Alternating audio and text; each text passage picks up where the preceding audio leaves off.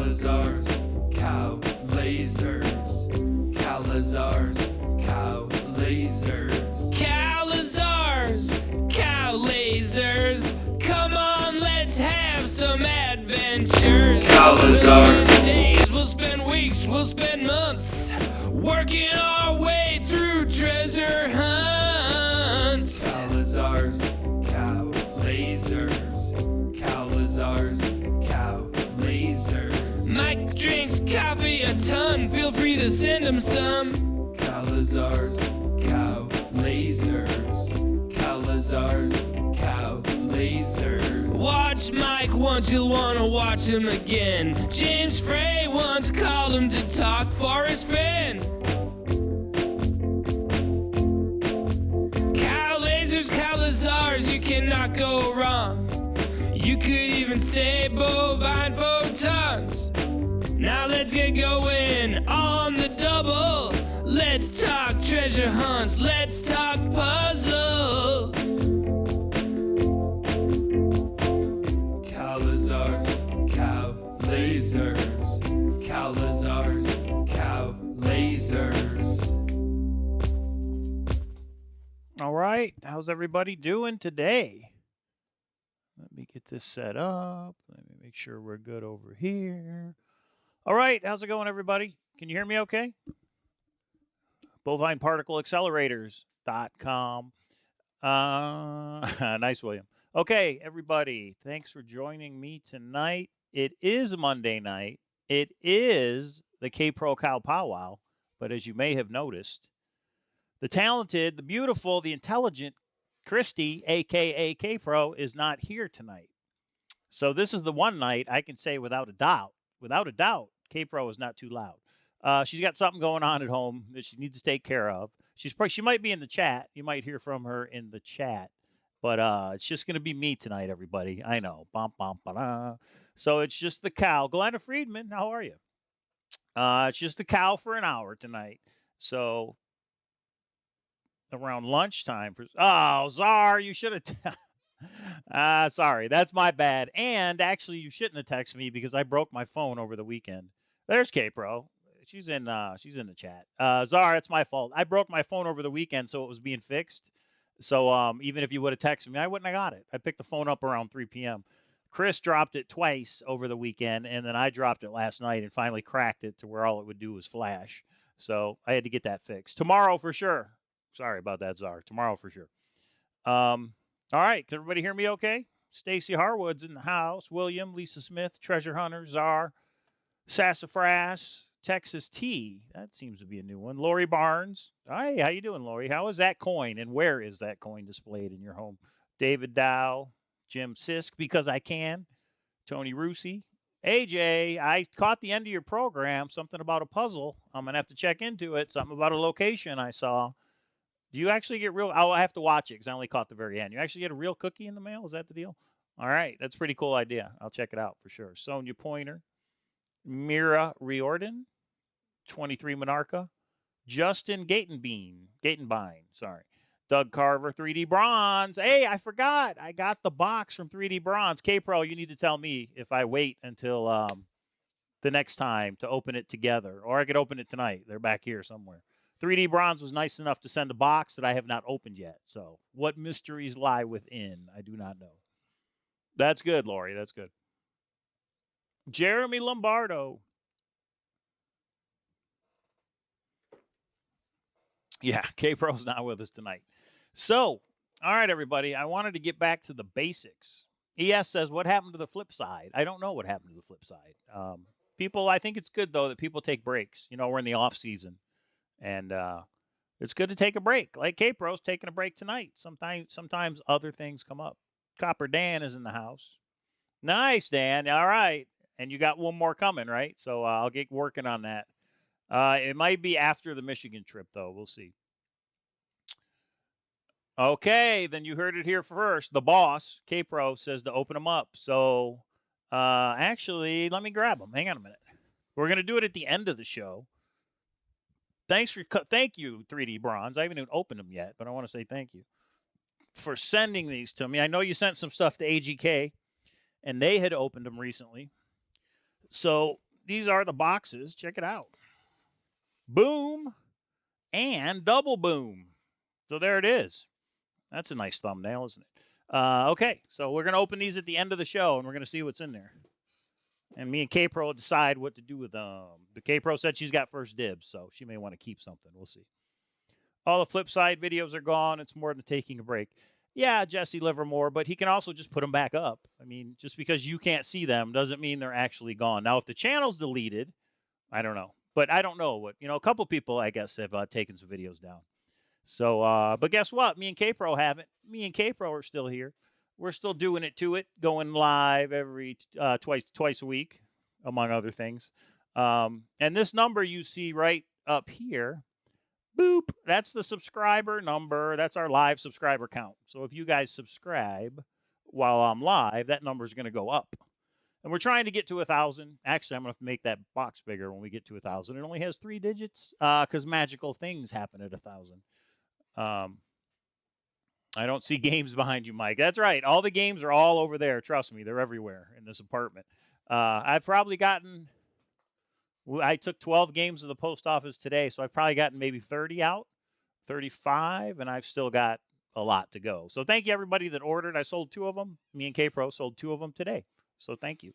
Remember, order it by December 1st, and you will get it by Christmas. Somebody said my chair's too loud. So sorry. I try not to move so much. Maybe Sean found the chest. Yeah, well, maybe. Oh, that's good to hear. Diana got her. I'm just filling time, guys. Letting the room fill up before we get into the poem. Okay, well, thanks for joining us, everybody. Is the volume okay? I still haven't set up our roadcaster, but I will get to it one of these days. Can I post my poem talk? I don't know what that means, Doug. Hey, Michael, how are you? How many of the games have gone out yet? Like 35, and I still got probably 75 to send out. So, okay, good, Justin. I always worried about that. I always have audio issues. So I got the new Turtle Beaches, kind of more for gaming, but it also works for this too. Poem purists are in the house. That's right. Let's talk about the poem.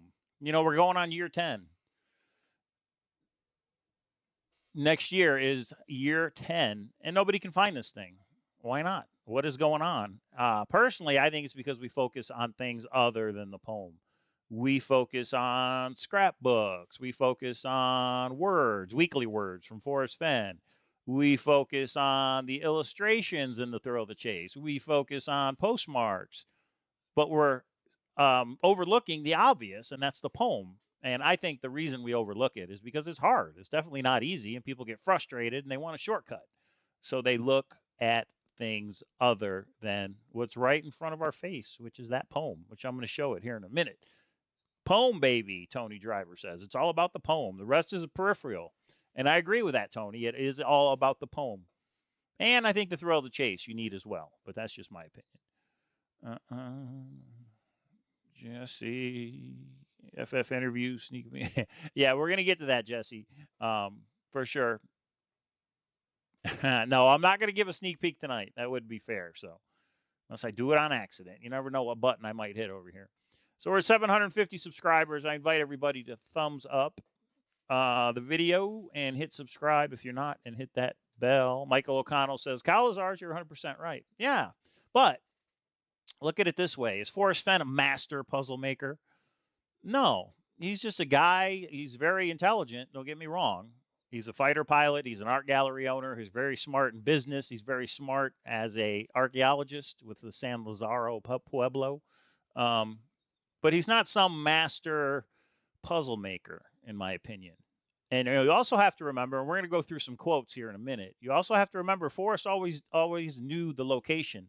Forrest reverse engineered the clues to fit the location, not the other way around. He didn't find where warm waters halt first and then look around and go, okay, what's the next clue? And then he figured out, go down this canyon. And then okay, there's a home of Brown. He reverse engineered it. He was in the location. He hid the treasure chest. Remember, he said he didn't even have to visit it. I'm paraphrasing, but he said he didn't even have to visit it to know. He just had it in his mind. It was so vivid in his mind that he made up the clues and he made up the poem just from knowing where he was going to put the treasure chest. So, yeah, he is amazingly smart about many things like history. I agree with that. Okay, Outcast Searcher. I guess that's fair. He says I wouldn't say highly intelligent. I would say definitely street smart and savvy.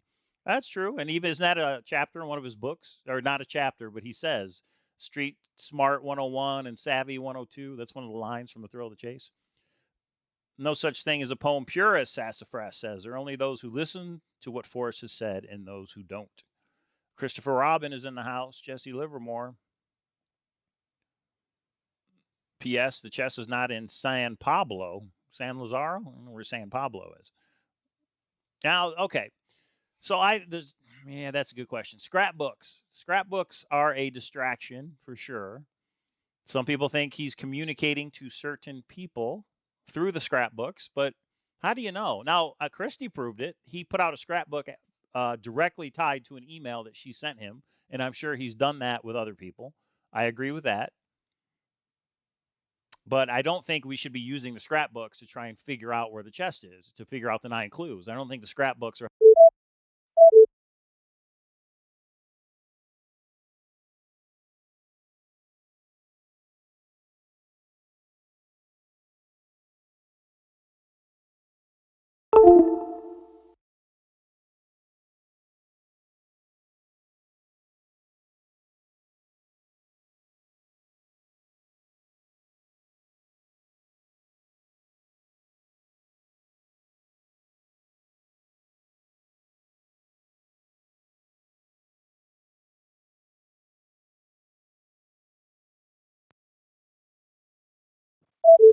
Okay, I think we're back. This was the culprit right here, my flash drive, which has all my notes for the Forrest Fenn and other treasure hunts, by the way. But what happens, what I found out is this is a wireless remote, and when you use a USB that's next to the one that has this adapter, it causes problems. It causes interference. So that's why I had to pull this out. Okay, you guys can hear me now, right? I want to make sure we're back.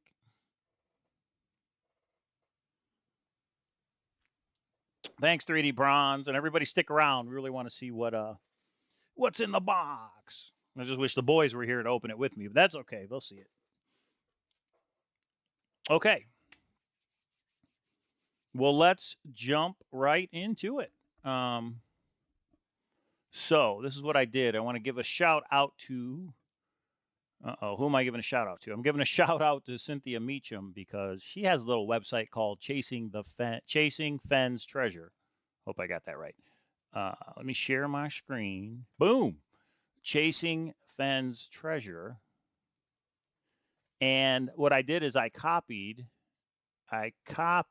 these quotes. She has a page that's just Forrest Fenn quotes. What Forrest has said about the treasure location, about the clues, and she has a third one about, I think, what you should do. So what I did is I took one page and just copied it. And I want to go through some of these because it doesn't matter what I say and what I think, right? It matters what Forrest has said and what he has told searchers time and time again to do. So check it out. This is from Forrest. Here's what I would do. I'd read my book in a normal manner, then read the poem over and over and over, slowly, thinking. Then read my book again, this time looking for subtle hints that will help solve the clues. Okay. Point number 1 for us searchers. There are subtle hints in The Thrill of the Chase that help solve the clues. We should know that, unless you're new. If you're new, it's okay.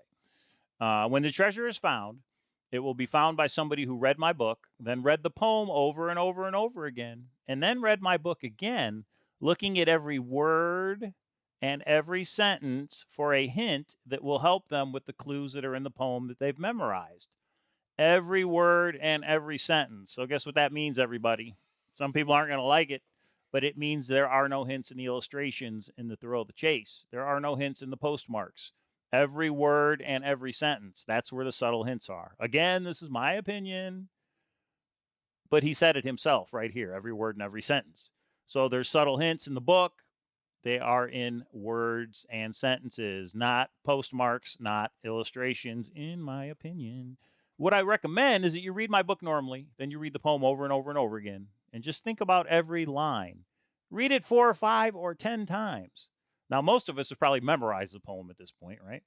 And then go back and read the book again slowly, looking for hints in the book that will help you with clues in the poem. Okay, he just over and over again, interview after interview over the years, he keeps telling us what to do. We're just not doing it. We get distracted with the other stuff.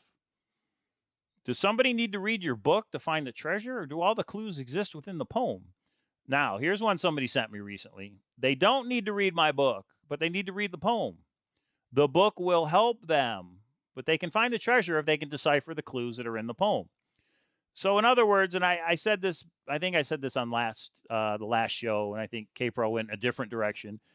But if somebody, yeah, which interviews?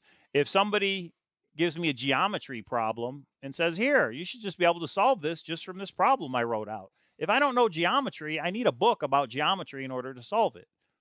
I need the Thrill of the Chase book to help me figure out what the clues are in that poem, because I don't know what Forrest meant by warm waters. Then I got to figure out where they halt. Now, you just have to read the book to figure out what clues he's helping with. But in my opinion, it's going to be where warm waters halt for sure, because it's the hardest one. Here's the Forrest again. I have some advice. Read the book, then read the poem over and over, maybe even memorize it, and then go back and read the book again, looking for hints that are in the book. They're going to help you with the clues that are in the poem. That's the best advice I can give. You have to find out to learn where the first clue is. Now look at this one. They get progressively easier after you discover where the first clue is. Well, let's talk about that for a second. How could that be? How could the clues get progressively easier after you figure out where warm waters halt?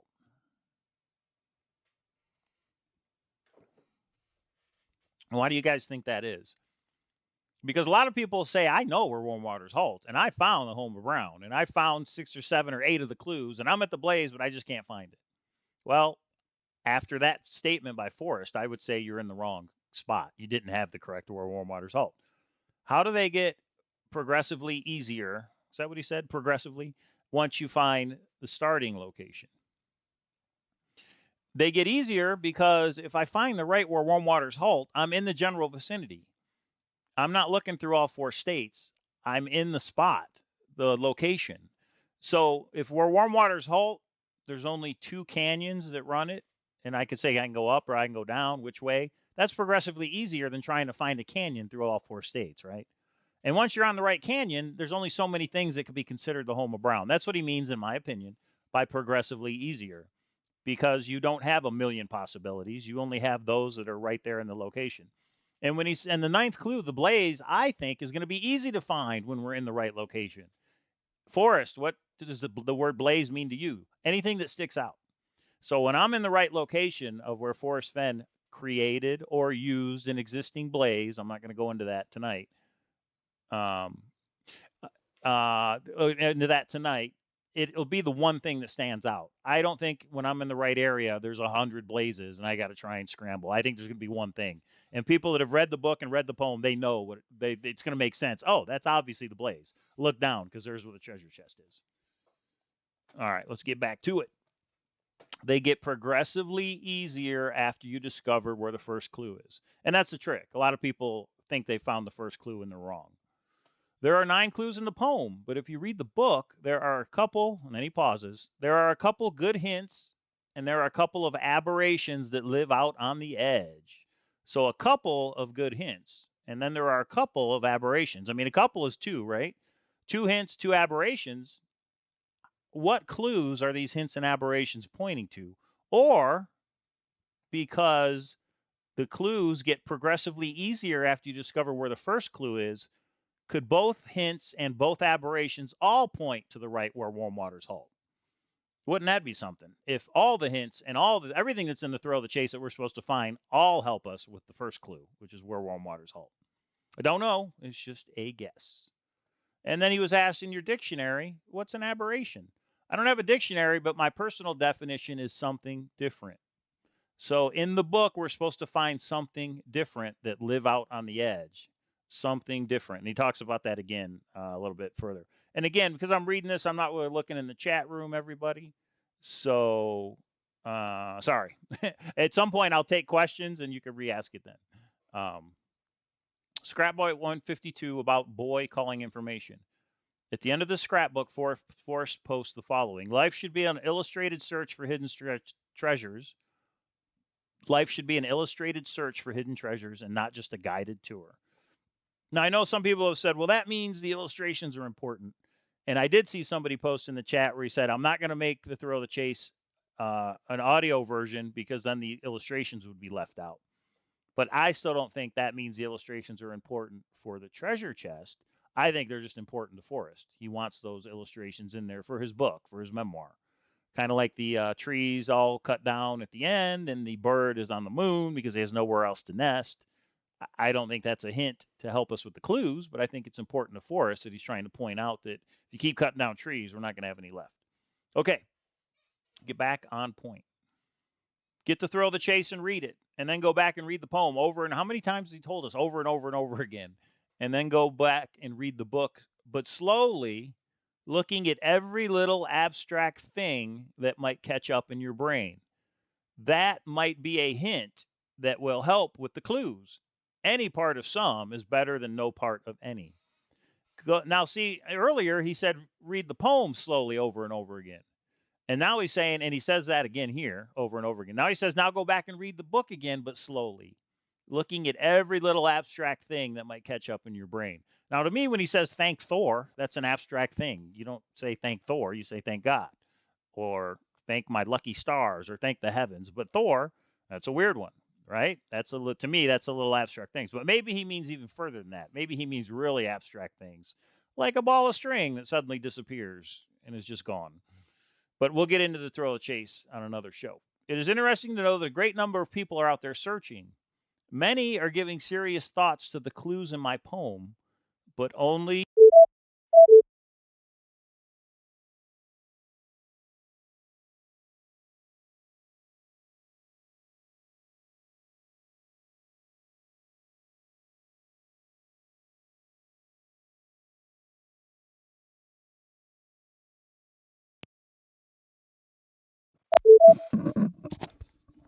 all right, we might have a battery issue. We'll see if it goes out again. If it goes out again, then I'll switch it to another mic, another headset. Many are giving serious thought to the clues in my poem, but only a few are in tight focus with the word that is key. The treasure may be discovered sooner than I anticipated. Now he gave this out, a couple years ago, right? But many are giving serious thought to the clues in my poem, but only a few are in tight focus with the word that is key. So there's a word we're supposed to be concentrating on, and keep that in mind as we go through this. And then the video at the Moby Dickens book shop. I'd like to reiterate, please go back to the poem and look at maps for your answers. Not every noun in the Thrill of the Chase is a hint. If you can't solve the first clue, you should not spend your money searching. My guess is that the person who was successful will very quietly solve the clues and walk to the treasure with a smile on their face. It's interesting that he says not every noun in the Thrill of the Chase is a hint. Well, if not every noun in the Thrill of the Chase is a hint, which nouns are a hint? And we'll get to that as well. Now, this is another 6 questions. In your memoir, The Thrill of the Chase, after the poem, you mentioned there are subtle clues sprinkled throughout your book. You have said you hadn't deliberately placed these subtle hints in your book, but have you done so in any of your other writings mentioned in question 2, which is scrapbooks, vignettes, etc.? Or even if maybe not purposely sprinkled in those writings of question 2, would you consider some of those to contain subtle hints too, like in The Thrill of the Chase? And Forrest answers, I don't want to broaden the clues and hints I've written about by pointing them out. What surprises me a little is that nobody to my uncertain knowledge has analyzed one important possibility related to the winning solve. Now, he didn't just say that out of the blue. He didn't just say this. There's a context. What's the context? The person asked him about the subtle clues that are in the Thrill of the Chase, and then said, you haven't deliberately placed those, but have you done so in any of your other writings, scrapbooks, vignettes? Or if they're not purposely sprinkled in those writings, would you consider some of those to contain subtle hints, like in the Thrill of the Chase? So basically, somebody's asking him, hey, in your scrapbooks and these other things you write, are there any of these subtle hints? And he says, I don't want to broaden the clues and hints I've written about by pointing them out. So he has written about them. Now, we don't know if he means the ones that are in the Thrill of the Chase or if he means the ones in his scrapbooks, right? I don't want to broaden the clues and hints I've written about by pointing them out. But what surprises him a little is that nobody, to his uncertain knowledge, has analyzed one important possibility related to the winning solve. The way I read that, and this is just me, Cowlazars, the way I read that is he's talking about the Thrill of the Chase. He's talking about the hints that are in the Thrill of the Chase. Because when the person says, hey, are any of those in the scrapbooks? He says, I don't want to broaden the clues and hints I've written about. In other words, let me put it this way. If there are 2 hints in the Thrill of the Chase, and he's using those same hints in the scrapbooks, it would be too easy to figure out. He mentioned this in the Thrill of the Chase. He mentioned this in the scrapbooks. That must be a hint. So what he's saying is, I don't want to broaden the clues and hints I've written about by pointing them out. So he's not going to use scrapbooks to use those same hints that are in the Thrill of the Chase because it would be easier for us to figure out what they mean. You guys following me here? But then he says, what surprises me a little bit is that nobody, to my uncertain knowledge, has analyzed one important possibility related to the winning solve.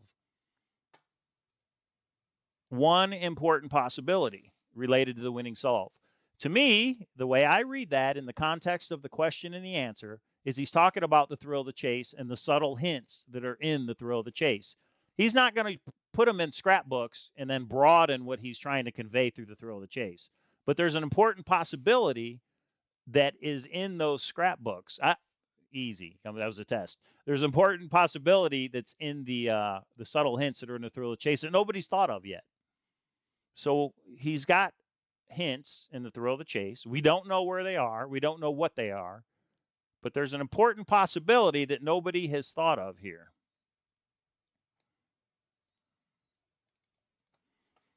Has analyzed one important possibility related to the winning solve. Well, the winning solve, how do you win? How do you have a winning solve as you figure out the 9 clues? And how do you figure out the 9 clues? You use the hints that are in the Thrill of the Chase. So the context of this is he's talking about hints, subtle hints. The question to him was about subtle hints. They're in the Thrill of the Chase. Are they in the scrapbooks? He says, I don't want to broaden the clues and hints I've written about by pointing them out. To me, that means that he's not going to point them out in a scrapbook. You may look at it differently. That's just the way I'm reading this. But then he says there is something. What surprises him a little is that nobody's analyzed one important possibility related to the winning solve, related to the subtle hints that are in the Thrill of the Chase. That's what I think. Okay. I'm not looking at the chat, but Michael O'Connell says scrapbook areas are out of play for sure. Tony Driver says embarrassing. Well, I'm not sure what he's saying embarrassing about. Probably something up top. He's talking about winning the treasure, not finding it. I don't know what that means, Bill. Fenn would never give a location in a scrapbook. Yeah, well, I agree with that. Well, you're probably talking about to somebody in chat. These are just the subtle hints. And then Justin says, what about the illustration in Gypsy Magic? Personally, I don't think the illustrations are hints to any of them. You know, everybody says page 99, My War for Me, and Gypsy Magic, and I don't see it because he said in the text. There's one of these down below where he says the text. Occasionally, I forward parts of emails to Dale for use in his blog to add human interest for others who are in the search, but I never would if it made a difference or in any way might point someone toward or away from the treasure. Dale is a searcher. I am determined to stay aloof of providing any additional clues that are useful. Everyone has the same information to work with. Some few have stopped within several hundred feet of the correct location and then passed it by. I said in my book that the solution will be difficult but not impossible. If it was easy, anyone could do it. Whoever finds the treasure will mostly earn it with their imagination. I've done only a few things in my life that were truly planned. Hiding the treasure chest is one of them. And at the end, the one who finds the gold will not feel lucky, but instead will ask himself, what took me so long? Wouldn't that be something if at the end, when the solution's published, we're all going, oh, why didn't I think of that? It was so easy. It was right in front of us the whole time. Okay, this is from Forrest Fenn's video at the Moby Dickens bookshop in Taos. Is it possible to locate the treasure chest without ever leaving your computer and Google Earth? No, it isn't. And then he says, did I really say that? There's not a picture of the treasure chest on Google Earth because Google Earth doesn't go down far enough. So everybody, when you're looking at your Google Earth images and you say, look, what's that blurry little thing I see? Could that be the treasure chest? It's not. Forrest just said Google Earth doesn't go down far enough. Now, I also take that quote and I extend it a little more. And I'm also going to say here and now, just my opinion, you cannot see the blaze from Google Earth. Whoa, Cowlazars. Forrest didn't say that. You're right, he didn't say it. But if when you find the blaze, you look quickly down, and that's where the place where the chest is, and Google Earth doesn't go down far enough to see the chest, in my opinion, Google Earth doesn't go down far enough to see the blaze. And for all you people that are like, the blaze is some kind of an image on Google Earth, you're wrong. You're just wrong. I'm not going to go into it. I mean, I'm not going to argue with you, but the blaze is something that stands out in the location where we're supposed to be standing. The poem takes us to a location. You see it standing out. You look down. There's the chest. It's that simple. Simplify. Get back in the box, which is the poem. Kpro says, Cowlazars, you are crazy. Wayne Ross says, that was in 2010. Well, he's been trying to help us since then, and I guess we're just not getting it. Now, Tony Russi says Homa Brown is the hard one. Well, if you're in the right where warm waters halt, you're going down the canyon, how many Homa Browns can there be? I guess there could be more than one that could be a Homa Brown, I guess. I'll give you that much. Okay, Google Earth does not go down far enough to see the treasure chest, and I don't think it goes down far enough to see the blaze either. Nobody's going to accidentally stumble on that treasure chest. They're going to have to figure out the clues and let the clues take them to the spot. But here's the other thing, everybody. Here's something else we can glean from this little quote from Mr. Forrest Fenn. If there's not a picture of the treasure chest on Google Earth because Google Earth doesn't go down far enough, he didn't say there's not a picture because it's concealed. He didn't say it's not a picture because it's buried. He said there's not a picture of the treasure chest because Google Earth doesn't go down far enough, which means if Google Earth did zoom in far enough, you could see the treasure chest, which means it's not buried. Boom. Case closed. It's not buried, and I don't think it's concealed.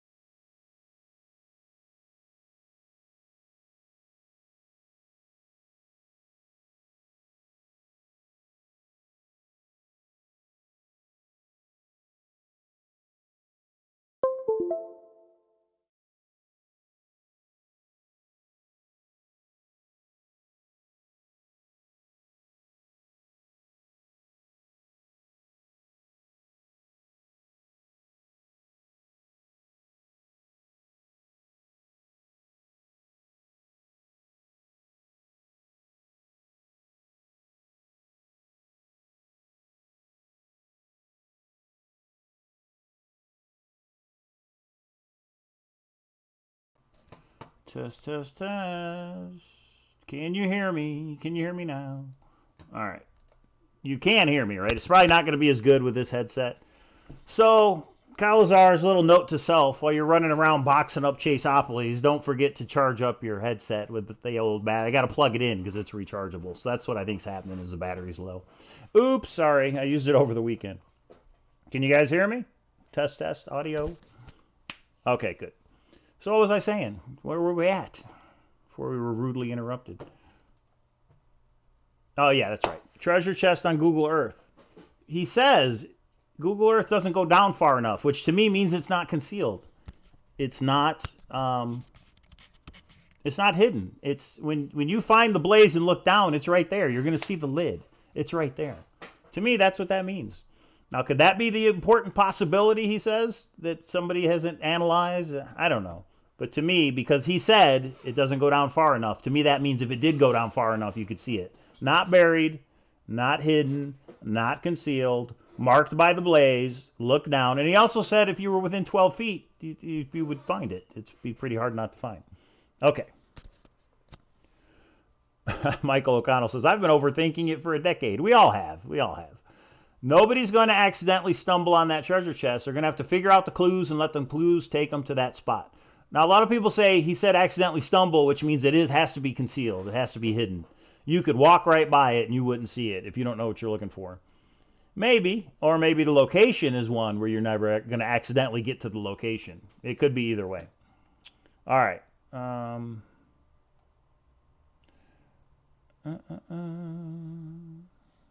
Finding the chest is not something somebody's going to do on a spring break. Now, Tony Driver says, or is it buried? That's why Google Earth doesn't go down far enough. Get it? Yeah, okay. That's one way you could look at it. I don't think so, though.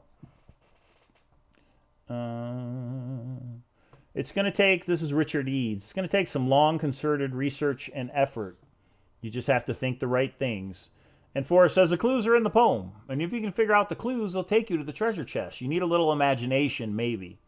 And he says, for example, and Forrest says, but the treasure is there waiting for the right person.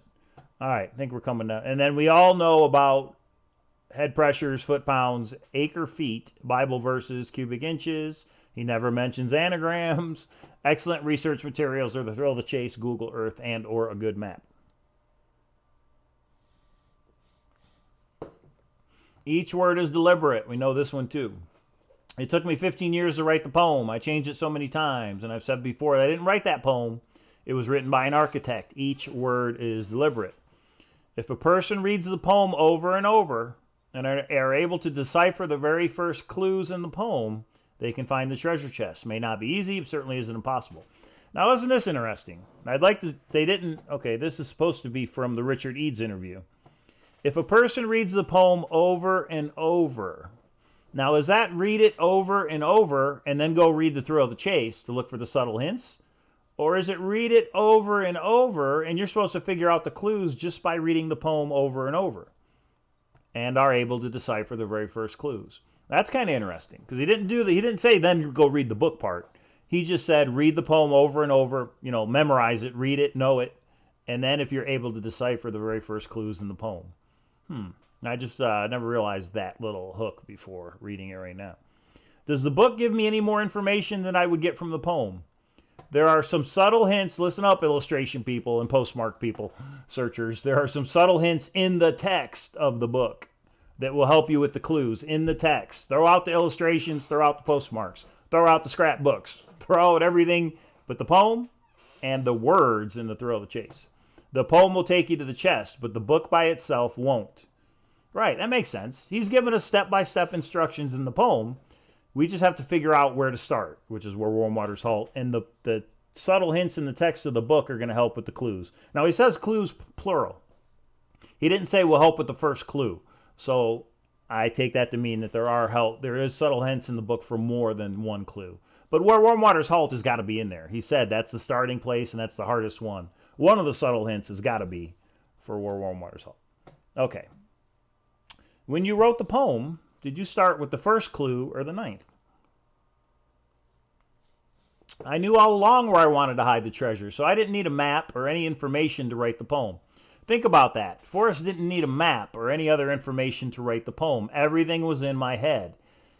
He backward engineered it. He said, I know the special place. I know where I'm going to put that treasure chest. Now let me think as a searcher would and write these clues down on how to get there. It took me a while to get the wording exactly how I wanted it. Counting the clues and hiding the chest came later. It is not likely that anyone will find it without following the clues, at least in their mind. Now, I'm not sure about this, at least in their mind part. Let's read this again, because this is throwing me off a little bit. Forrest is saying, I knew all along where I wanted to hide the treasure. I didn't need a map or any information to write the poem. Everything was in my head. It took me a while to get the wording exactly how I wanted it. Counting the clues and hiding the chest came later, right? He's hid the chest. A lot of people believe it's 2010. 2009, 2010. That came later. Took them 15 years to write the poem, etc. It's not likely that anyone will find it without following the clues, at least in their mind. At least in their mind. I'm not sure what he means by at least in their mind. It's not likely anyone will find it without following the clues. Got that, right? At least in their mind. So I'm not sure what he means by that part. You guys put in the chat what you think that means. Oh, and here's the things. People are talking about cutting the string on the book. Why hasn't Cowlazars found it yet, Jay says. You know why? Because I'm busy with everything else other than actually looking for the poem. I thought of this the other day when I thought of doing this show tonight. The poem is right there in this frame I have, a nice, beautiful frame of the Too Far to Walk map that Copper Dan did. The frame is on the wall behind it, which is the old blown-up map that I originally had back in the day. The poem is in the book, which is Thrill of the Chase is there. There's a whole bunch of Thrill of the Chases over there. The poem is on the back of every Chaseopoly Thrill of the Chase board game that I've got stacked up here, there, in the bedroom, in both bathrooms, and even two here on the desk. The poem is everywhere in this apartment, but I've not taken the time to study the poem. I'm doing Chaseopoly. We're setting up World Series of Fenn. We got a Detroit Searcher meetup this weekend. We're working on everything else for you guys other than us looking at the poem. So I got to get back to the poem a little bit. And that's when I had the idea of, you know what, let's get back to the poem instead of all this extraneous stuff. The extraneous stuff is fun. Don't get me wrong. Function in the Junction was a blast. Going to Santa Fe and interviewing Forrest and Douglas and then seeing AGK and at Cynthia's house and all that was a blast. And that's what makes the hunt special and fun. Doing shows like this with 172 people that are watching, all that's important and fun. If it was just I'm going to read the poem and I'm going to go boots on the ground and I'm going to come back and be mad because I couldn't find it, that wouldn't be very much fun. All this other stuff, all the Facebook groups, hintofriches.com, all these areas where we can come together as searchers and talk about it, that's the fun part. But I do need to get back to the poem. I'd like to find the thing just like you guys would, right? Wayne Ross says, Cowlazars, he means you can go by a more direct route if you've figured out the clues. Once you have WWH Homer Brown, you do not need to go to WWH every time to start, except in your mind. All right, let me go back to it. Oh, where are we at? Okay. It's not likely that anyone will find it without following the clues, at least in their mind. He means you can go by a more direct route if you have figured out the clues. Once you have... I'm still not seeing it, though. Okay, let's go back from the beginning here, because it's important. If Forrest said it, I want to know what he meant, at least what I want to interpret what he meant here. I knew all along where I wanted to hide the treasure chest, so I didn't need a map or any information. Everything was in my head. It took me a while to get the wording exactly how I wanted it. Counting the clues and hiding the chest came later. It's not likely that anyone will find it without following the clues, at least in their mind. Oh, that you have to actually follow the clues in your mind? He means you can go by a more direct route if you've figured out the clues. You do not need to go to where Warmwater's Halt every time to start, except in your mind. Okay, I guess. It still sounds odd to me, but I guess that could be it. The poem is a map. Forrest has been everywhere in the West. Okay. Okay, yeah, I guess that could be it. Strange. All right, where was I?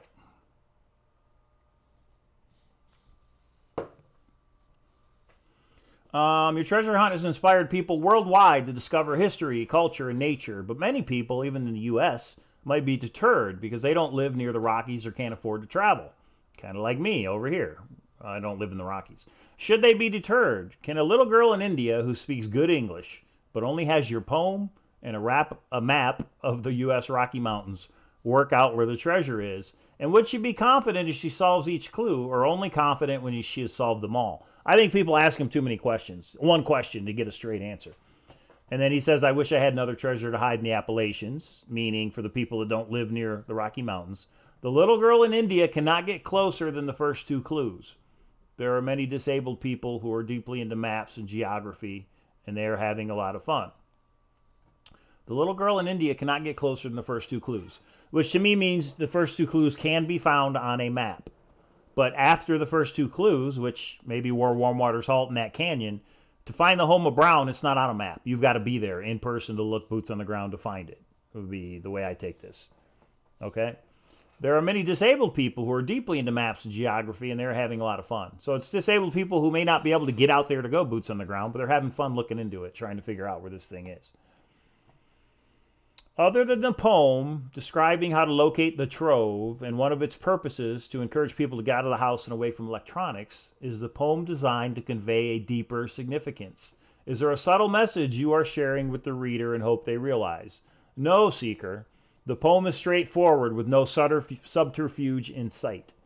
Someone in an email asked me if I didn't know where the treasure was and could have the answer to any clue in the poem, which would I choose? I think that question is so funny, and it makes me wonder how Jenny's readers might answer it.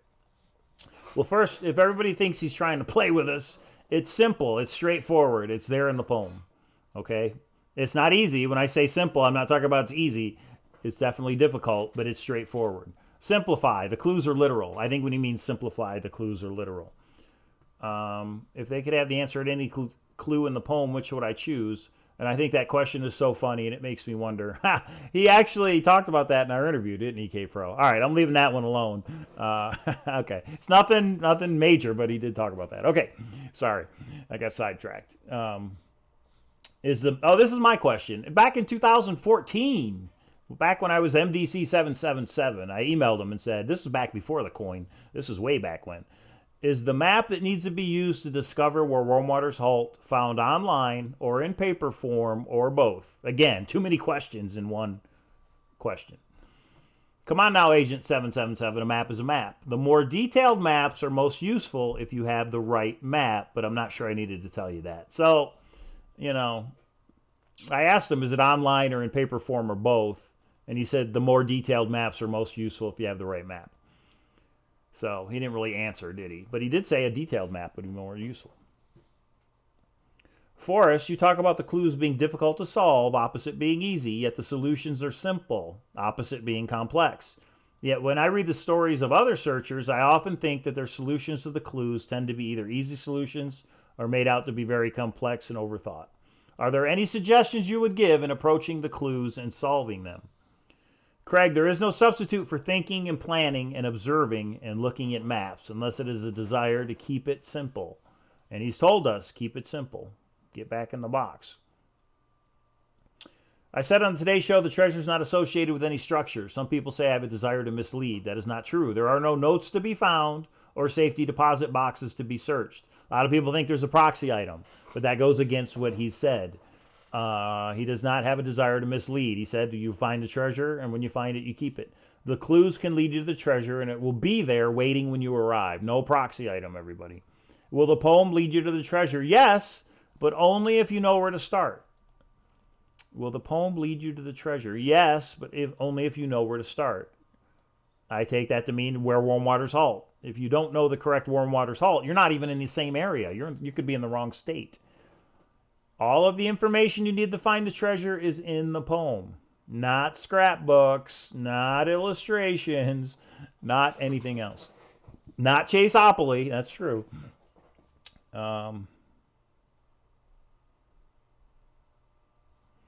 Nice, Michael. The solve is difficult for many searchers because their minds think the clues are tougher to decrypt than they really are. He said simplify. Until now, I have resisted telling searchers to get back in the box where their thoughts are comfortable and flow more easily. The blueprint is challenging, so the treasure may be located by the one who can adjust.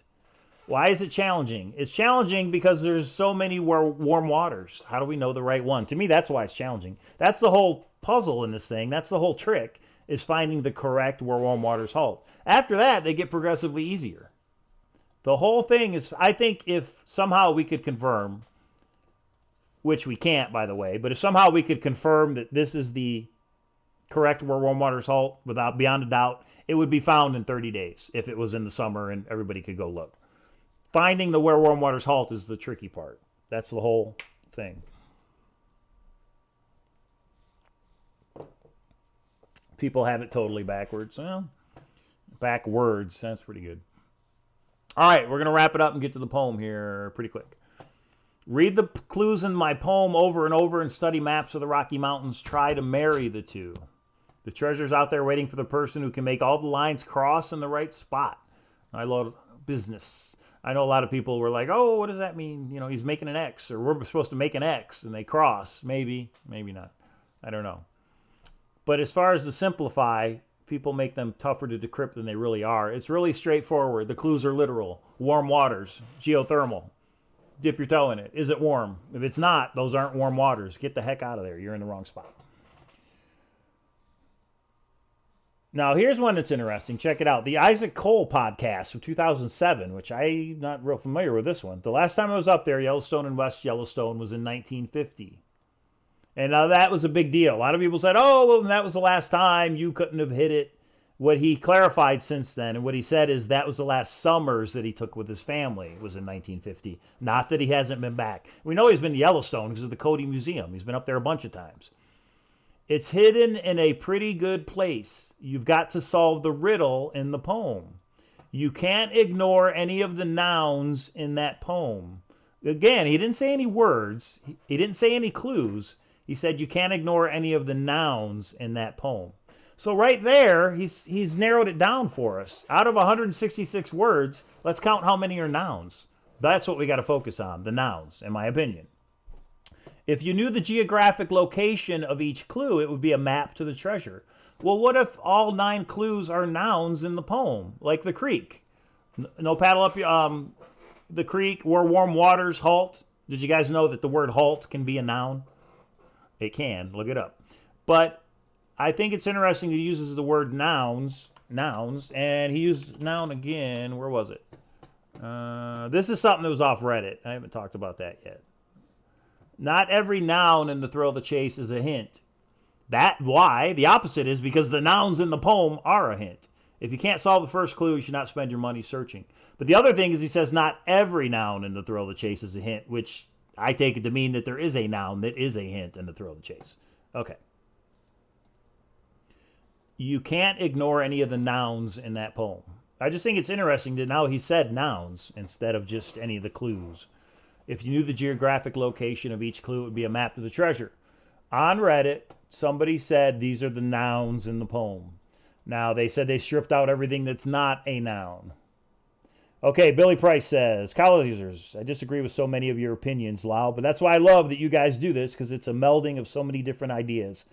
And again, everybody, I don't do this because I don't think I should have to, but these are just my opinions. I don't have any inside info. I'm trying to find it just like you guys are. So don't think, Cowlazars said you must know something. No, it's just my take on it. That's all. Anybody's free to come on the show and argue. Let's do a point, counterpoint. And if Kpro was here, Kpro, you still with us? If Kpro was with me here, she'd be arguing too, I'm sure. People still ignore a vital noun. Sassafras, I agree with you. The word that's key is in the poem.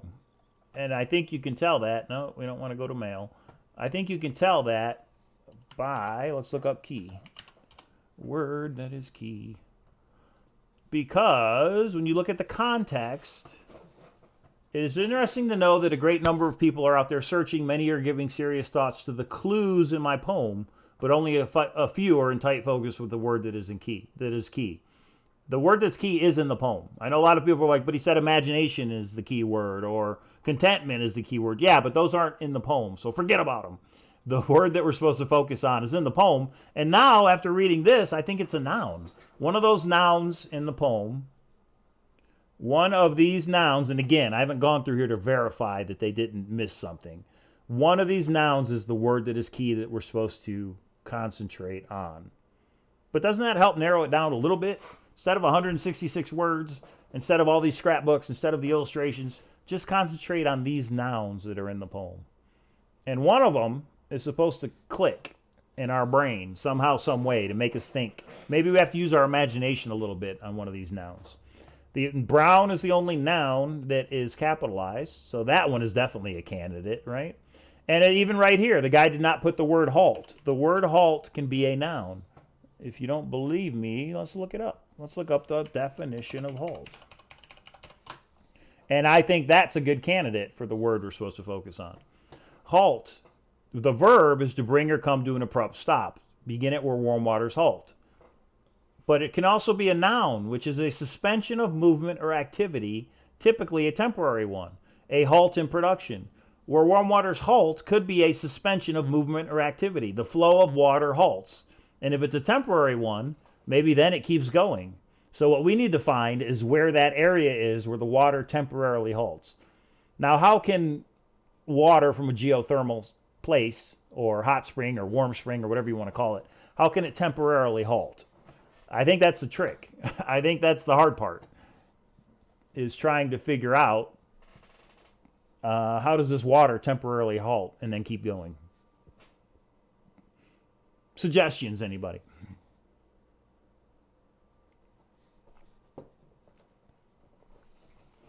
There's one word you missed that can be a noun too. And again, that list I showed is not, I would have to go through every word, okay? Fenny bones. I like that video you did. There's one word you missed. Do you want to say what the word is, or you're going to keep it to yourself? Or make it better yet, make a video on it. You know, Kpro had the idea of doing the, hey, everybody, let's talk about it and have other people make videos. Let's do that right now. The nouns in the poem. YouTubers out there, make a list of the nouns in the poem and then talk about the ones you think are important to focus on. Because we may learn, a lot of people didn't know that halt could be a noun. We were talking about it with some guys that I work with, and the one guy was like, halt's not a noun. I was like, it can be. And then we looked it up. He's like, I stand corrected. Okay, wait a minute. Sassy says halt, because Sassy was a teacher. Halt must have a determiner in front of it, like the or a, in order for it to be a noun. All right, hang on. I'm going back to the definition. Might have just blown my whole solve out of the water. See what I did there? The water. All right, hang on. Noun, plural. Noun halt, plural noun halts. A suspension of movement or activity, typically a temporary one. A halt in production. Begin it where warm waters halt. Bring or come to an abrupt stop. There's growing pressure to halt the bloodshed. Begin it where warm waters halt. Uses a military command to bring marching soldiers to a stop. Company halt. Okay, I see what you're saying. Well, actually, that's good. That halt is used as a verb. It means there's one less word I got to focus on. I want to focus on the actual nouns. Begin it where warm waters halt. But what if where warm waters halt, the actual place is a suspension of movement or activity, typically a temporary one? I mean, if it temporarily halts, if the physical water temporarily halts when we find it, is it being used as a verb in the poem, or is it being used as a noun in the poem? Because the verb is bring or come to an abrupt stop. There's growing pressure to halt the bloodshed. And then there's used as a command. Well, we're not using halt as a command. We're not commanding the water to stop. Third person halts. The verb is halt. Noun is also halt. So at least the tense or the present that he used in the, not present, the tense that he used in the poem could be a verb or a noun. A suspension of movement or water, typically a temporary one. Now, what if he says begin it where warm waters halts, plural? But he didn't. He said halt. And maybe he did that to be shifty to make everybody think it was a verb, but really it's a noun. I don't know. I'd have to think on that one. If the actual place where the warm waters halt, if that's a suspension of movement temporarily, would the word in the poem then be a verb or a noun? That's what I'm throwing down. Are you picking up what I'm throwing down? Now, Outcast Searcher says, do you think Forrest cares about those grammar rules? Yeah, Mikey says Fenn uses words how he wants. He doesn't stick to grammar rules. I agree. Forrest Fenn's a maverick. He doesn't stay on the trail. He does what he wants. I agree. But for us to analyze the poem, he has said, so at least the noun, grammar as far as what is a noun is important. Because he said, look at the nouns in the poem. Don't discount the nouns in the poem. Why does it matter if it's a verb or a noun? Yeah, that's true. It could be the word that's key, whether it's a verb or a noun. That's true. Outcast Searcher, you are absolutely right. And then Jim Cisco K says, halt is not the key word. Well, maybe, or maybe it is. Lisa Smith says, scroll up to my last entry. All right, Lisa Smith. Lisa Smith, where are you? Lisa Smith, I'm looking. Okay. Lisa Smith says, Cowlazars, in my opinion, is the second definition. Temporary halt, because begin it where warm waters halt and take it in the canyon down, which means it halts and then moves again. Okay, interesting. Instead of just looking at the word, let's look at the stanza. Begin it where warm waters halt. Begin it where warm waters halt and take it in the canyon down. I want to get the words right. Yeah, that's right. Begin it could be the water, the source of water, where warm waters halt. That's where we begin it. And we take that same water in the canyon down. Temporary halt because the water keeps going. Yeah, I understand that. But what would make the water halt? In other words, the water's warm. The only water that's warm that I can think of is geothermal. It's not scalding hot. It's not ojo caliente. It's warm. Not cold, not hot. It's warm. So maybe it's a warm spring, which I've heard is a term. Not a hot spring, not a cold spring, but a warm spring. How does it halt temporarily and then keep going in the canyon down? I don't know. That's the trick, isn't it? That's the whole puzzle, isn't it? That's this whole thing in a nutshell, that 10 years later, isn't it? Where warm waters halt could be a horse trough, Sonia Pointer. Okay, I'm not sure how or how you find it if it is one, but okay. And then a lot of people do the train thing, where warm waters halt is the steam. I'm not sure where they get the train idea from. Begin it where warm waters halt. But even if it is, how do you know what train and how do you know which stop? You know what I mean? They're all over the place.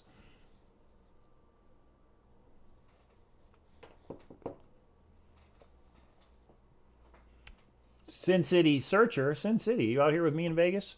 Says, so we know where the clues are. We're going to go over that. Do you know where the clues are? I know where they are, which stanzas they are, but which clues are they?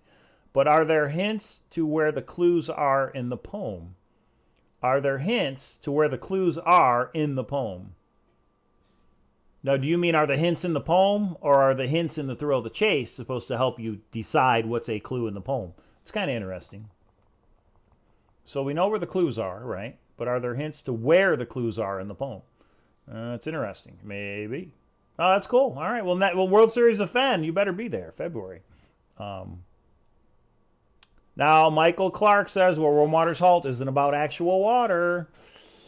And that's possible. My vlog, the second vlog I ever did, was that same thing. You guys remember the stick shift, right? The R in the stick shift, if you watched it. But when Forrest has said things to Cynthia, to Kpro, to Scott Conway, I changed my mind. It is water. Michael O'Connell says, where warm waters halt at Mammoth Hot Springs when it freezes. The effort is worth the cold. But is that the only hot spring that freezes? Why don't the other ones freeze? Do the hot springs in Yellowstone freeze in the middle of the winter? I don't know. Why is that the one where they freeze? It doesn't freeze anywhere else? And that's the problem. I keep thinking that where warm waters halt, there's one. There's only one in all the Rocky Mountains that meets the criteria that's in the poem. Halts temporarily and then keeps flowing down the canyon. Yeah, see, so people say Madison Junction, you know, that goes down. I guess it is a canyon. I guess Madison is a canyon. Let's go for 9. Oh, I didn't see what time it was. 9 p.m. Another marathon, Czar? Actually, Czar, as soon as I'm done, I'm going to get something to eat. I will drop you off the treasure hunt if you want it. If you're home, you're probably at a poker table watching this at Bally's. A frozen waterfall is not warm. And the Mammoth Hot Springs, wouldn't that be hot? Meaning scalding, ojo caliente. That's not warm. That's hot. Such as it's cold when not wintertime. Warm, okay, David Orozco. Warm is not the same feeling to everyone. That's true. What did Forrest Fenn say? Warm to me means comfortable. What's comfortable to Forrest might not be what's comfortable to me. That's something else to consider. That's true.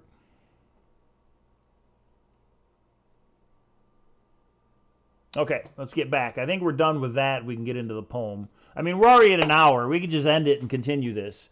Here's a couple of things for everybody. There's not going to be a show Thursday because me and Kpro are traveling back to Detroit. I say back because that's where I'm from. Kpro will be there for the first time. I think it's their first time to Michigan. I'll have to ask her that. Kpro, is it your first time to Michigan ever? I don't know if she's still in the chat or not. So no show Monday. We're going to do something over the weekend because there's a Searcher meetup, if you don't know. There is a Searcher meetup this Saturday in Sterling Heights, which is a suburb of Detroit. It's funny when people are like, 8 Mile Road, what does that mean? Why do they call it 8 Mile? The roads are called 8 Mile, 9 Mile, 10 Mile, etc., all the way up to 32 Mile Road. And what does that mile road denote? What does it mean? It means that's how far you are from Detroit, downtown Detroit, downtown Detroit. So 8 Mile is actually, first time to Detroit, Kpro says. 8 Mile is actually the border. When you cross 8 Mile, you're then in Warren, depending where you're at on 8 Mile. I've lived in Warren, I lived in Detroit, lived in St. Clair Shores. But our meetup is going to be between 14 and 15 Mile in Van Dyke, Leo's, Coney Island. Anybody that's going? The Michigan Mitt, Detroit's like right there somewhere, right? Windsor's over here, and Detroit's right there. Yeah, the Michigan Mitt. Okay.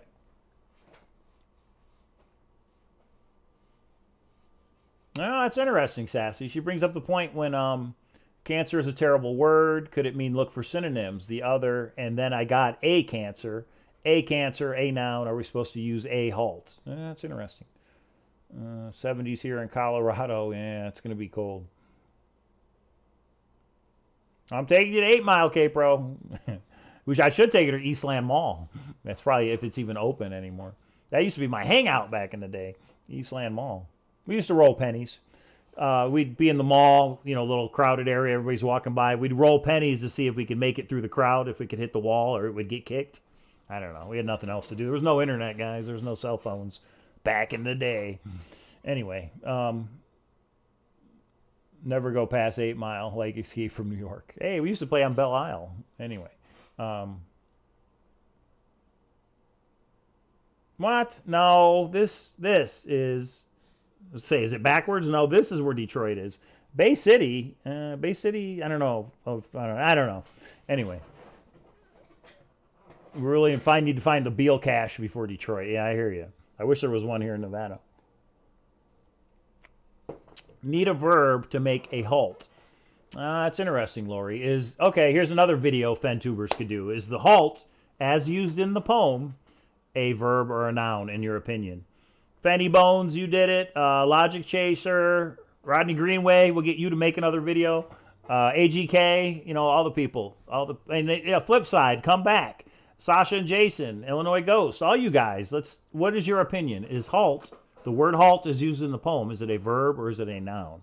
Who am I missing? There's so many people out there that make YouTube videos. If you've never made one, make one. Make one for the first time. Email the link. I'll put it in the Grand Adventure on Facebook, which you guys should have joined by now. And yeah. So I don't remember where we were when we started, but we are at 756 subscribers. So thank you to everybody that's hit the subscribe button. We've got 34 thumbs up. We got 4 thumbs down, but that's okay. They probably think halt's a pronoun. Anyway, yeah. So should we keep going? Should we actually get into the poem itself? Because you guys might not like what I tell you. Because I'm kind of adamant about certain things that Forrest has said, and other people are like, I don't think so. It's like, no, Forrest said it. Boom, this is it. There are very few places where enough warm water halts that you can take a bath in it. Fenn found one. Oh, that's interesting, Tony. There are very few places where warm water halts that you can take a bath in it. So I think it's in Too Far to Walk, right? He says, I stood in a creek or a river, and here it was warm, and all I had to do was move a couple inches over, and this was cold, right? But that water's not halting. That water's continuously flowing. So I think the trick on what we're looking for is you got to find where the warm water halts. And where it halts is it's always warm, I think. I think that's what Tony Rusi just alluded to. Drive by Marshall Mather's home. I dare you. I know where that is. I grew up in the same neighborhood a couple blocks over. Yeah, that's not the area you want to go back to anymore. It was different back then. Okay, I still haven't heard people. Should I open up the box from 3D Bronze or should we get into the poem? What do you think? What do you guys want to do? I'm going to let the room decide. What do you want to do? Keep going or open the box and end it? Because we could keep going when Kpro's. Remember, no show Thursday next week. We'll be back maybe Monday, maybe over the weekend.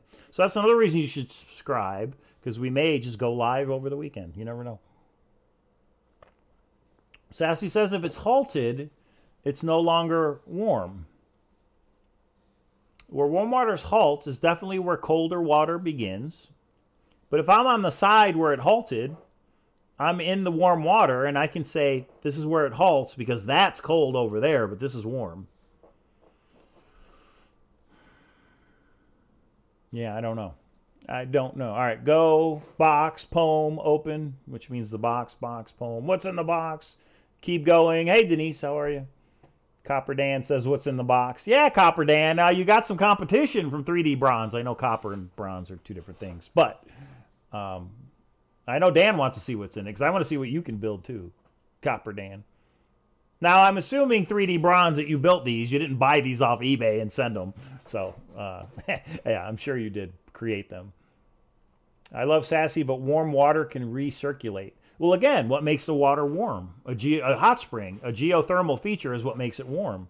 A lot of people thought, excuse me, a lot of people thought the dam, because the water is stopped temporarily, and that the warm water is at the bottom or at the top, and Forrest came out and said, I think that fits the criteria, but Forrest came out and said, no, it doesn't have anything to do with the dam. I wonder if when Forrest created Where Warm Waters Halt as a clue, he didn't think of a dam. So when people said, Forrest, a dam is where warm waters halt, and it's like, oh yeah, darn, that is true. He had to come out and then say, he said he talked about it with certain searchers, he had to come out to level the playing field. It's not a dam. Because where warm waters halt is absolutely, a dam could be where warm waters halt. So I wonder if that's why he came out, because he's like, oh yeah, I didn't think of that. That's right, it does fit. I confuse myself sometimes. Okay. All right, we're going to open the box, and we're going to open the box. Oh, where's my knife? We're going to open the box. Hang on one second. Let me get my handy-dandy tool.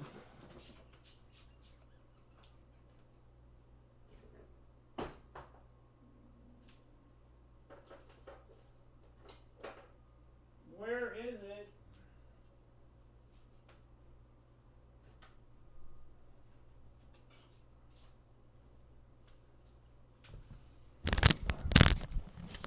Okay. When's the door not a door? When it's a jar. Okay. 3D Bronze. Thank you, one, for the boxes. I have no idea what's in them. I didn't even see the video that AGK did.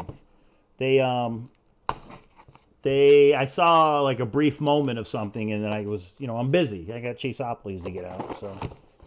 All right, here we go.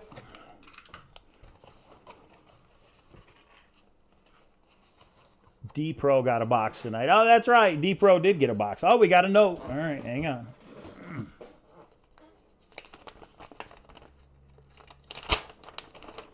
Kpro and Cowlazars, thanks for all the great content and for everything you contribute to the chase. Here is a little something for the both of you and your kids. Oh, that's awesome. There's plenty for you to keep some and do something fun with the rest if you so please. I'll leave that up to you entirely. Look forward to meeting the two of you one day in an event, World Series of Fenn, I hope, and contributing more to events in your channel in the future. P.S. The searcher coin holder for the coin banks are roughly sized since I don't have a searcher coin. You don't have a searcher coin? What? 3D Bronze, email me and I'll get you a searcher coin. Please let me know what size adjustments need to be made or feel free to loan me one to size it and I'll send you a proper one. Talk to you soon, 3D Bronze. All right. Email me your address. 3D Bronze. All right, there's a bunch of little things in here, and I just dropped one of them. Okay, here we go. Try not to nick it up.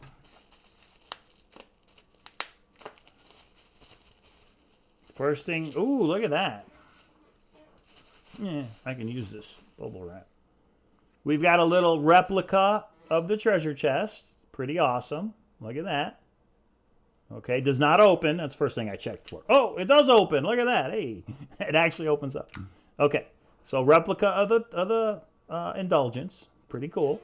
There's one. Too bad I don't have a shelf. This is a green screen. It's not actually my thing. Okay, there's one. His address is not on the box. Yeah, I don't think he did put his address in the box. I don't know. Email me where you want a coin sent, 3D Bronze, and I'll get one out to you. Okay, prize. Let's call him treasure. Treasure number 2. Oh, another one. One for me, one for you, Kpro. Okay, we got 2. Let me throw this down here. We've got 2 treasure chestesses.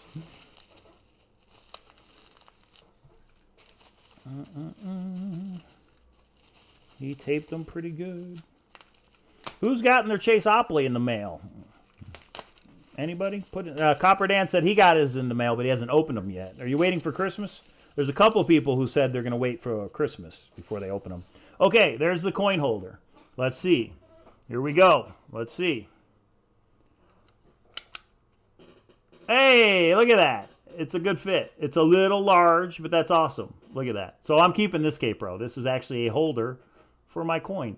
And when you look at the back, you can kind of see the poem. Isn't that awesome? So thank you, 3D Bronze. That's cool. So this is number 777, and that's going right there. Okay. There's all kinds of stuff in here, guys. Me and Kpro will do something fun, but I got to talk to Kpro first. We got a little running man from, that was on the tree, right? That was the tree that carved into the bark. A lot of people call it the running man. So there's that guy. All right. Oh, you know what? 2 boxes. So maybe the other box is the exact same stuff, and that's for you, Kpro. We've got a third treasure chest. Boop. Perfect for 1 coin, 1 actual coin, or 1 gemstone or something. So another one.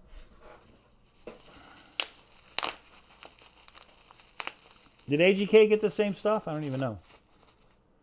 Another one. So I think we're getting into giving them away territory. We'll see. Here's a bigger one. Treasure chest is really cool. Yeah, I like the miniature version. And another one. So that's 5. We're up to 5 treasure chests. This might be 6. And here's number 6. So yeah, I think we can definitely give one away. That's cool. But again, guys, let me talk to Kpro. Because the boys are going to get 1 and I'm going to get 1. So that's 3. Then Kpro gets 1. That's 4. Then David and Samantha. So that's actually all 6 right there. But we'll see what we can do. Because there's also another box. And there's another one. There's number 7. All right. This is a big one. What is this? I don't want to break it. Oh, look at that. So we got the miniature, and then we got the real miniature. That's kind of cool. We're talking like a Barbie doll.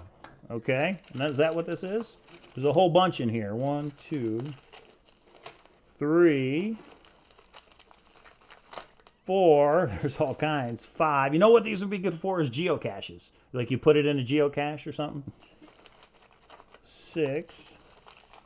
Thank you, 3D Bronze. This is really awesome. 7, 1, 2, 3, 4, 5, 6, 7, 8, 9, 10, 11, 12. I thought there was going to be 1 for each clue, so there would be 9 total. 13, 14. Oh, where'd it go? Oh, it fell. I just don't know where it went. All right, I'll find it later. 1, 2, 3, 4, 5, 6. 13, but there might be a 14th. I'm just not sure where it went. Okay, that's 1 box. Let's see if the other box has the same contents. 3D Bronze, thank you. Can't thank you enough. It's really cool stuff. You got a website or something you want to give out? 3D Bronze should make pieces for Chase Opley, because this would be perfect for Chase Opley. You're right. The chest is the right size. So that's cool. Deluxe edition of Chase Opley. Okay. He said open the bigger ones. Did you mean the chest? Because I've been opening the chest. The chests don't have anything in them, right? Doesn't sound like it. Okay. So box number 2. Oh yeah, there's all kinds of stuff in here. So this is another coin holder. So this one will go to Kpro for her coin. And then we've got more of the chests.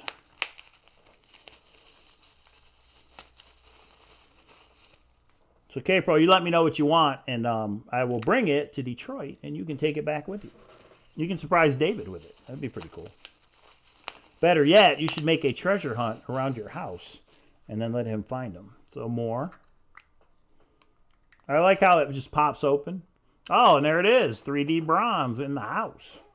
Good advertising. Just treasure chests all over the command center. I like it.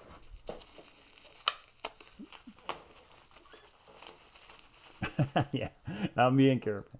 Coin holder. All right. So we got 3 bigger ones still. Now we got some bigger items here. This is definitely different. Are these the little ones? Let's see.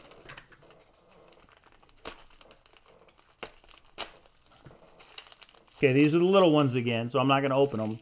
1, 2, 3, 4, 5, 6, 7, 8, 9. Looks like 9 of the little miniature treasure chests. Now, what is this, though? Now we have a bigger item. Let's see what this is. It's like Christmas, everybody. Uh-oh. We've got a big replica treasure chest. Look at that. Big, big. Big as in coins can fit in there big. Yeah, that's awesome. So I can actually pile up the coins that I have left in here. Okay. Oh, what is this one?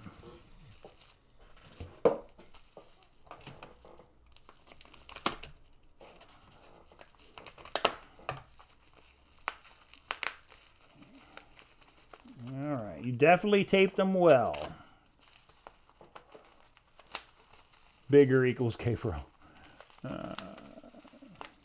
Bill Gorman's on at 10. Everybody go check that out. Uh-oh, did I freeze up? Okay. Let's see what we got here. Oh, yeah, okay. Please touch. We are responsible. And we've got like 1, 2, 3, 4, 5, 6, 7, 8, 9 of these. 9 of these little signs, which is awesome. Please touch. We are responsible. And then it looks like more of the coin holders. Oh, wait. That might not be a coin holder. Let me see. Let me open it up.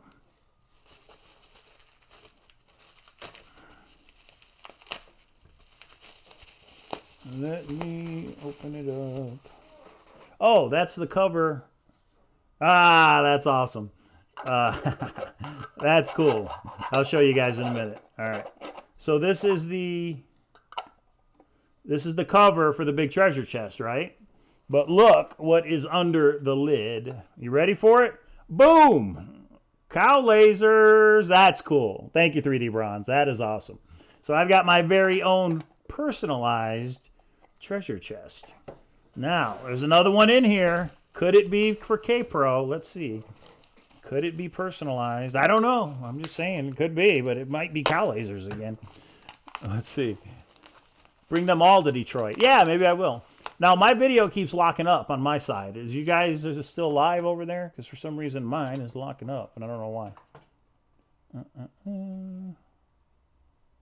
Ah, nice, Mark. Mark just sent me a little message. Nice. It's actually a cool idea. I'm not going into it. Okay. Hang on, everybody.